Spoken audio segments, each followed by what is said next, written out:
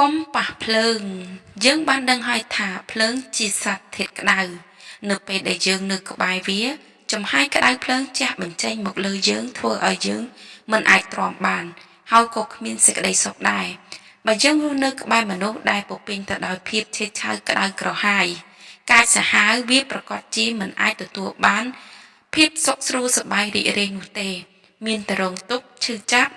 និងភាពក្តៅក្រហាយដូច្នេះយើងគួរតែជៀសចេញឲ្យឆ្ងាយអំពីវាទៅកុំឲ្យនៅក្បែរគៀកកិតស្និទ្ធស្នាលចិត្តបង្កោយធ្វើអ្វីមិត្តអ្នកសន្តាប់ដឹងទេធាតុក្តៅរបស់ភ្លើងកាលណាយើងប៉ះវាទៅប្រកាសជាបង្កភាពជុកចាប់ពើផ្សាក្តៅក្រហាយពុំខានយ៉ាងណាមិញសម្រាប់មនុស្សដែលមានអត្តចរិតកាចសាហាវខូខើយើងកុំទៅប៉ះពាល់ឬមានទំនាក់ទំនងធ្វើអីប្រសិនបើមិនចង់ទទួលរងការជិះចាប់ក្តៅក្រហាយនោះទេព្រមមនុស្សភ្លើងមិនមានការលើកលែងចំពោះនរណាម្នាក់ទេកាលណាអ្នកណាក៏ដោយឲ្យតែប៉ះពាល់ប្រកាសជាត្រូវរលាកជាក់ជាមិនខាន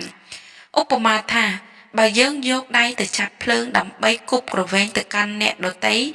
តើនរណាដែលរងទុក្ខឈឺចាប់ពើផ្សាមុនគេនោះប្រកាសជាអ្នកដែលជាអ្នកកាន់ភ្លើងនេះក្តៅក្រហាយមុនគេជាក់ជាមិនខានដូច្នេះយើងកុំទៅសែកគប់ជាមួយមនុស្សភ្លើងឲ្យសោះបើមិនចង់បង្ករឿងសៅមងនៅក្នុងចិត្តឬនៅក្នុងជីវិតអ្នកខ្លះចង់សែកគប់ជាមួយមនុស្សកាចសាហាវដើម្បីប្រើប្រាស់ជាឧបករណ៍ទៅគំរាមកំហែងឬធ្វើទុកបុកម្នេញដល់អ្នកដទៃប៉ុន្តែសូមប្រយ័ត្នរងទុកខ្លួនឯងមុនគេភ្លើងនៅពេលវានៅឆេះជាភ្លើងគឺវាបង្កភាពក្តៅក្រហាយដល់អ្នកដទៃដល់ពេលវារលត់ទៅហើយក៏នៅតែបង្កទុក្ខទោសផ្សេងទៀតដល់អ្នកដទៃដដែលនៅពេលដែលភ្លើងរលត់វាคล้ายទៅជាខ្យងនិងផេះប្រសិនបើយើងយកដៃទៅប៉ះវានោះវាប្រកាសជាប្រឡាក់ផេះឬខ្យងនោះជាមិនខានឃើញទេវានៅតែបង្កភាពទុក្ខទោសដល់យើងដដែលយល់ល្អយើងមិនត្រូវទៅក្បែរវានោះទេយើងបានឃើញអំពីគុណវិបត្តិរបស់ភ្លើងហើយដូច្នេះយើងមិនត្រូវប្រកាន់យកអត្តចរិតឬអេតយាប័តក្តៅក្រហាយដោយភ្លើងនោះទេព្រោះវាបង្កផលលំបាកនិងវានឹងសោកនាដកម្មដល់អ្នកដទៃប៉ុន្តែទោះបីជាយ៉ាងណាក៏ដោយភ្លើងក៏មានគុណប្រយោជន៍សម្រាប់មនុស្សដែរប្រសិនបើយើងចេះប្រើប្រាស់វាឲ្យបានត្រឹមត្រូវនោះគេអាចយកភ្លើងទៅចម្អិនអាហារដុតសារធាតុវត្ថុអាក្រក់ៗផ្សេងភ្លើងមិនមែនកើតឡើងសម្រាប់ឲ្យយើងទៅប៉ះពាល់សែបគប់ឬប្រើប្រាស់ក្នុងផ្លូវអាក្រក់នោះទេប៉ុន្តែវាណាស់តែយើងទៅប៉ះសែបគប់ឬប្រើប្រាស់ទូនាទីរបស់វាហើយប្រើប្រាស់វាខុសផ្លូវនោះយើងមិនត្រូវក្តៅក្រហាយជាមួយភ្លើងនោះទេទុកឲ្យវានៅបំពេញមុខងាររបស់វាទៅហើយយើងត្រូវបំពេញតែមុខងាររបស់យើងទៅគឺសុខហើយដុំថ្មនិងដុំសម្លេងគឺជា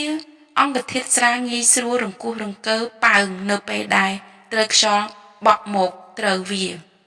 សម្លេងនៅពេលដែលមានខ្យល់បក់បោកមកប៉ះខ្លាំងវាគ្មានកោចំហនឹងថឹងទេវាត្រូវបោះប៉ើងហោះហើរទៅតាមខ្យល់បក់ដុំសម្លេងវាខុសពីដុំថ្មមានកោចំហនឹងថឹងរឹងមាំនឹងថ្កល់ទោះជាមានខ្យល់បក់បោកមកប៉ះយ៉ាងណាក៏ដោយក៏វាមិនអាចធ្វើឲ្យដុំថ្មរង្គោះរង្គើបាននោះដែរមនុស្សដែលមានចិត្តស្រាលដូចសម្លេងគឺជាមនុស្សដែលងាយនឹងមានភាពរង្គោះរង្គើប៉ើងរបើកជើងគ្មានកោចំហគ្មានភាពនឹងថឹងនិងគ្មានភាពនឹងណអ្វីឡើយនៅពេលដែលមានព្យុះខ្យល់បញ្ហាព្យុះខ្យល់អន្តរាយឬក៏ព្យុះខ្យល់នៃកំហឹងមជ្ឈដ្ឋានជំវិញមកប៉ះលើខ្លួនមនុស្សចិត្តស្រាលដូចសម្លេងតែងតែរស់នៅជាមួយនឹងជីវិតដែលសម្បូរទៅដោយបញ្ហាតែខ្វះការពិចារណានៅក្នុងការដោះស្រាយបញ្ហាដែលមកទទឹមលើជីវិតខ្លួនមនុស្សដែលមានចិត្តធ្ងន់ដោយដុំថ្មគឺជាមនុស្សដែលមានភាពស្ងៀមស្ងាត់ព្រមទាំងមានកោចំហនឹងថឹងនឹងណោមិនងាយរង្គោះរង្គើនិងមិនងាយប្រតិកម្មស្រាលចំពោះបញ្ហាដែលបក់មកប៉ះលើខ្លួនឡើយនៅពេលដែលមានបញ្ហាណាមកបក់ប៉ះមនុស្សមានចិត្តធ្ងន់តែងតែរក្សាកោចំហនឹងណោទប់ខ្លួនឲ្យមានលំនឹងនិង ប្រឹងប្រឈមដោយដោះស្រាយបញ្ហាមិនប្រែប្រួលផ្លាស់ប្ដូរចិត្តអារម្មណ៍ទៅតាមបញ្ហានោះទេមនុស្សចិត្តជាដុំសម្លៃគឺងាយរង្គោះរង្គើឆាប់ខឹងឆេឆាវគ្មានហេតុផលមានចិត្តស្រាលត្រចៀកសមិនចេះទទួលយកហេតុផលរបស់អ្នកដទៃតែងាកទទួលយកពាក្យញុះញង់របស់អ្នកដទៃនិងងាយប្រតិកម្មជាមួយនឹងរឿងត្រឹមត្រូវហើយមិនដែលយកមកគិតពិចារណាថាខ្លួនឯងមិនដែលខុសហើយនឹងជាប្រភេទមិនចេះតស៊ូក្នុងជីវិតពេលជួបបញ្ហាមិនចេះដោះស្រាយភ័យខ្លាចបើសិនយើងជាមនុស្សប្រភេទនេះយើងច្បាស់ជាមិនអាចសម្រេចកិច្ចការធំបានឡើយមនុស្សចិត្តដូចដុំថ្មជាមនុស្សដែលមានហេតុត្រឹមត្រូវបើគំនិតនិងបេះដូងស្ដាប់ការស្ដីបន្តរបស់អ្នកដទៃដើម្បីយកមកវិភាគឲ្យដឹងថាវាល្អឬអាក្រក់មិនចេះខឹងជាមួយនរណាម្នាក់ដោយគ្មានហេតុផលចូលធ្វើខ្លួនយើងឲ្យទៅជាមនុស្សដែលមានចិត្តរឹងមាំមិនរុញរានឹងបញ្ហាចេះដឹកនាំមនុស្សអាចសម្រេចកិច្ចការធំនៅពេលក្រោយ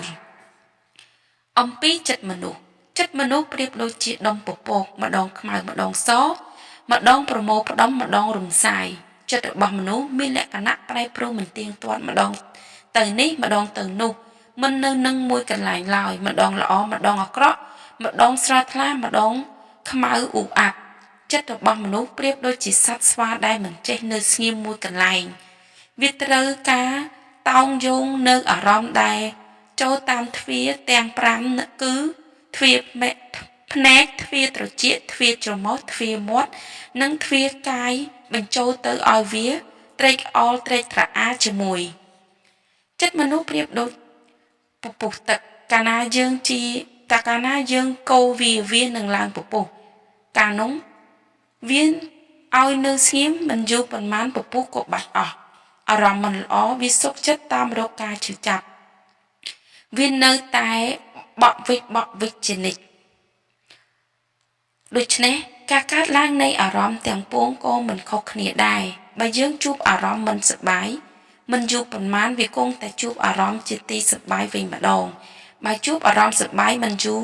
មិនឆាប់គង់ទៅដល់នៅទុក្ខសោកជាមិនខានពេលខ្លះចិត្តយើងពុះកញ្ជ្រោលដោយទឹកពុះតែក្រោយមកក៏ស្ងប់ស្ងាត់បាត់ទៅវិញ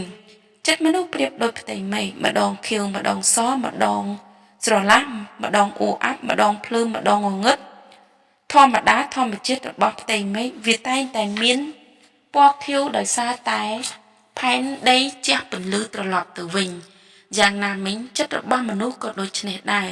ជួនសប្បាយរីករាយជួនកើតទុក្ខមនុស្សខ្លះពេលសប្បាយរីករាយចិត្តរបស់គេប្រៀបដូចជាផ្ទៃមេឃមានពណ៌ខៀវស្រឡះល្អអ្វីនៅជុំវិញខ្លួនទោះបីជាល្អក្តីអាក្រក់ក្តីក៏សុទ្ធតែល្អទាំងអស់ប្រសិនបើគេទុកវិញនោះចិត្តរបស់គេប្រៀបដូចជាផ្ទៃមេឃមានពពកខ្មៅងងឹតសូនឈឹងអាប់អួរមើលអ្វីមិនឃើញសំបីតែអ្វីដែលនៅជុំវិញខ្លួនសិតតែល្អក៏ប្រែពណ៌ទៅជាអាក្រក់ទាំងអស់ដូច្នេះចិត្តរបស់មនុស្សដែលប្រែព្រោះមិនទៀងទាត់ទៅតាមបរិស្ថានដែលនៅជុំវិញខ្លួនយើងចិត្តមនុស្សប្រៀបដូចរលកសមុទ្រម្ដងឡើងខ្ពស់ម្ដងចុះទាបម្ដងធំម្ដងតូចម្ដងស្អាតម្ដងអាក្រក់ម្ដងស្ងួតម្ដងកាចធម្មតាទឹកសមុទ្រមិនដែលចេះនៅស្ងៀមនឹងមួយកន្លែងឡើយវាតែងតែបក់បោកគ្រប់ពេលព្រោះត្រូវកម្លាំងខ្យល់បើខ្យល់បក់ខ្លាំងវានឹងឡើងខ្ពស់ទៅហាក់ដូចជាកាចសាហាវហើយបើ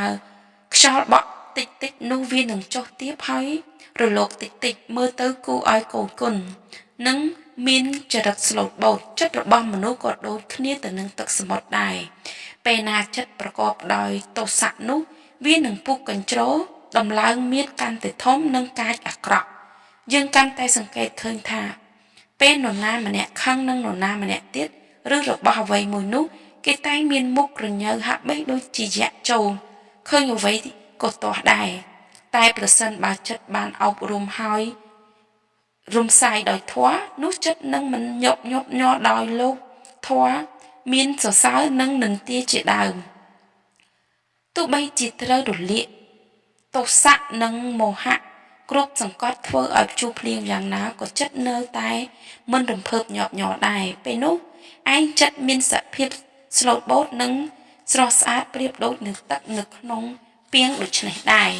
ចិត្តមនុស្សប្រៀបដូចផ្ទៃដីកន្លែងខ្ពស់ខ្ពស់កន្លែងទាបកន្លែងរាបកន្លែងក្រហមកន្លែងទួលកន្លែងរាក់ឬក៏កន្លែងជ្រៅផែនទីតែមានភាពមិនស្មើគ្នាដោយច្រើនព្រោះធម្មជាតិទាំងមូលក៏មិនស្មើគ្នាដែរផ្ទៃដីទាំងមូលមានរាងមិនស្មើគ្នាកន្លែងខ្លះខ្ពស់ខ្លះទាបខ្លះរាក់ខ្លះទៀតជ្រៅចិត្តរបស់យើងប្រសិនបើមាននរណាម្នាក់សរសើរនោះវានឹងចូលឡើងខ្ពស់កាន់តែមានមោទនភាពអំនួតអួតអាងតែបើមាននរណាម្នាក់បង្អាប់ឬក៏និន្ទានោះចិត្តរបស់យើងនឹងខឹងចុះធ្លាក់ចុះទៅក្នុងសេចក្តីអន់ចិត្តនិងខូចចិត្តវិញដូច្នេះចិត្តរបស់មនុស្សមិនស្មើគ្នាទេម្ដងអីចេះម្ដងអីចុះតាមតែវាចង់បាន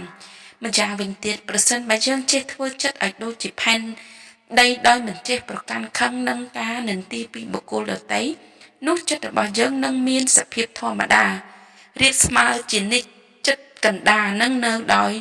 សុខចិត្តមនុស្សប្រៀបដូចជាអាកាសធាតុម្ដងក្តៅម្ដងត្រជាក់ម្ដងអ៊ុនម្ដងស្អុះស្អាប់ម្ដងមានខ្យល់បក់ម្ដងគ្មានខ្យល់បក់ប្រកដីរបស់ធាតុអាកាសតែវាតែងតែក្តៅត្រជាក់ស្អុះស្អាប់និងធម្មតាពេលខ្លះ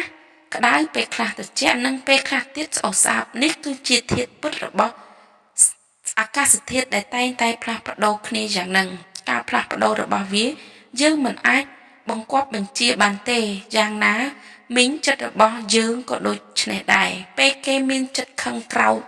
ពេលខ្លះមានចិត្តស្ងប់ស្ងាត់និងពេលខ្លះទៀតមានចិត្តជាកណ្ដាលអ្វីៗទាំងអស់មិនមែនសុទ្ធតែនៅក្នុងធ្ងល់គ្មានការប្រែប្រួលនោះទេនេះមានន័យថាអ្វីៗទាំងអស់សុទ្ធតែមានការប្រែប្រួលជាធម្មតា